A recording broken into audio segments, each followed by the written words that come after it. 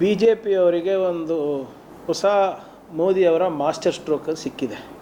ಯಾರು ಜಾತಿ ಗಣತಿಯ ವಿರುದ್ಧ ಇದ್ದರು, ಯಾರು ಜಾತಿ ಗಣತಿ ಮಾಡಿದ್ರೆ ಹಿಂದೂ ಸಮಾಜ ಒಡೆಯುತ್ತೆ ಅಂತ ಇದ್ದರು, ಸಮಾಜದಲ್ಲಿ ಬಿರುಕು ತರುತ್ತೆ ಅಂತ ಹೇಳ್ತಾ ಇದ್ದವರು ಇವತ್ತು ಜಾತಿ ಗಣತಿ ಭಾಳ ಮುಖ್ಯವಾದದ್ದು, ಜಾತಿ ಗಣತಿ ಆದರೆ ಮಾತ್ರ ಸಾಮಾಜಿಕ ಹಾಗೂ ಆರ್ಥಿಕ ನ್ಯಾಯ ಸಮಾಜದ ಎಲ್ಲ ವರ್ಗದವರಿಗೆ ಸಿಗುತ್ತೆ ಅಂತ ಹೇಳ್ಕೊಂಡು ಓಡಾಡ್ತಾ ಇದ್ದಾರೆ. ಇದು ಜಾತಿ ಗಣತಿ ಪ್ರಸ್ತಾವನೆ ಮಾಡಿದ್ದೇ ಇವತ್ತು ಕಾಂಗ್ರೆಸ್ ಪಾರ್ಟಿ. ರಾಹುಲ್ ಗಾಂಧಿಯವರು ಭಾಳ ಸ್ಪಷ್ಟವಾಗಿ ಚುನಾವಣೆಗಿಂತ ಮುಂಚೆಯೇ ಬ್ಯೂರೋಕ್ರಸಿನಲ್ಲಿ ಎಷ್ಟು ಜನ ಇದ್ದಾರೆ, ಒ ಬಿ ಸಿಗಳು, ಬ್ಯಾಕ್ವರ್ಡ್ಗಳು, SC STಗಳು, ಇನ್ಸ್ಟಿಟ್ಯೂಟ್ಸ್ ಆಫ್ ಹೈಯರ್ ಎಜುಕೇಷನ್ ಅಥವಾ ರಿಸರ್ಚ್ ಇನ್ಸ್ಟಿಟ್ಯೂಟ್ಸ್ನಲ್ಲಿ ಎಷ್ಟು ಜನ ಇದ್ದಾರೆ, ಜುಡಿಷಿಯರಿನಲ್ಲಿ ಎಷ್ಟು ಜನ ಇದ್ದಾರೆ, ಅವೆಲ್ಲನೂ ಲೆಕ್ಕ ಸಿಗಬೇಕು ಅಂದರೆ ಜಾತಿ ಗಣತಿ ಆಗಬೇಕು.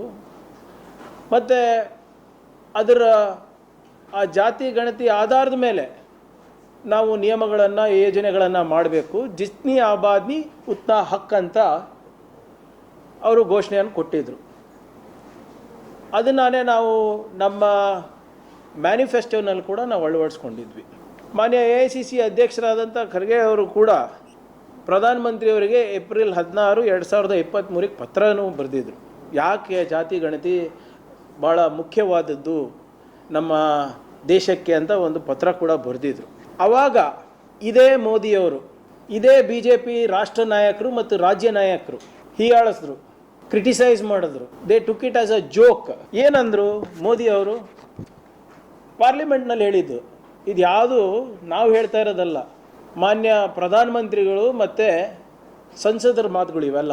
ಏನಂತ ಹೇಳಿದ್ರು ಪ್ರಧಾನಮಂತ್ರಿಗಳು ಪಾರ್ಲಿಮೆಂಟ್ನಲ್ಲಿ? ಯಾವುದೇ ಜಾತಿ ಇಲ್ಲ, ಬರೀ 4 ಜಾತಿ ನನಗೆ ಗೊತ್ತು: ಬಡವರ ಜಾತಿ, ಯುವಕರ ಜಾತಿ, ಮಹಿಳೆಯರ ಜಾತಿ ಮತ್ತು ರೈತರ ಜಾತಿ.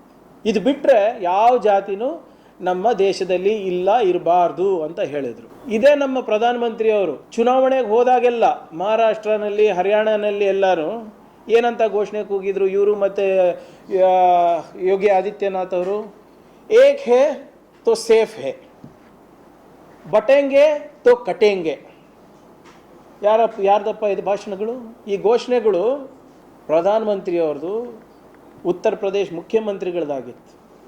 ಇಲ್ಲಿ ನಮ್ಮ ರಾಜ್ಯ ನಾಯಕರು, ಇನ್ನೊಬ್ಬರು ಸಂಸದರು Tejasvi Surya, caste based divisions have had adverse impact on society. Hindu reformers have equivocally condemned them. In this age, it is incumbent upon us to unite than further divide ourselves on basis of caste. ಇದೇ ತೇಜಸ್ವಿ ಸೂರ್ಯ ಅವರು ನಿನ್ನೆ tweet ಮಾಡಿದ್ದಾರೆ, I welcome cost census. ಮೊನ್ನೆ ಒಂದು 3 ತಿಂಗಳ ಹಿಂದೆ ಇವ್ರು ಹಾಕ್ತಾರೆ, ನಾವೆಲ್ಲ ಒಗ್ಗಟ್ಟಾಗಿರಬೇಕು, ಜಾತಿ ಆಧಾರದ ಮೇಲೆ ನಾವು ಹೋಗಬಾರ್ದು, ಹಿಂದೂ ಧರ್ಮ ಹೊಡಿಬಾರ್ದು ಅಂದ್ಬಿಟ್ಟು. ನಿನ್ನೆ ನೋಡಿದ್ರೆ ಮೋದಿ ಮಾಸ್ಟರ್ ಸ್ಟ್ರೋಕಿಗೆ ನಾನು ಸ್ವಾಗತ ಮಾಡ್ತೀನಿ ಅಂತ ಹೇಳ್ತಾರೆ. ನಮ್ಮ ಕರ್ನಾಟಕ BJP ಒಫಿಷಿಯಲಿ ಅವ್ರ ಸ್ಟ್ಯಾಂಡ್ ಏನಿತ್ತು ನೀವು ನೋಡಿರ್ಬೋದು. ಮೊನ್ನೆ ಅವರು ಇತ್ತೀಚೆಗೆ ಅವರ ಸೋಷಿಯಲ್ ಹ್ಯಾಂಡಲ್ಸ್ನಲ್ಲಿ ಆರ್ಟಿಫಿಷಿಯಲ್ ಇಂಟೆಲಿಜೆನ್ಸ್ ಯೂಸ್ ಮಾಡ್ತಾ ಇದ್ದಾರೆ, ಇದು ಜನರೇಟಿವ್ AI ಯೂಸ್ ಮಾಡ್ತಾ ಇದ್ದಾರೆ. ಸಿದ್ದರಾಮಯ್ಯ ಸಾಹೇಬರಿಗೆ ಟೋಪಿ ಹಾಕಿಸ್ಬಿಟ್ಟು ಒಂದು ಬುಕ್ಕಿಂಗ್ ಇಡಿಸ್ತಾರೆ, ಡಿವೈಡ್ ಹಿಂದೂಸ್ ಅಂದ್ಬಿಟ್ಟು.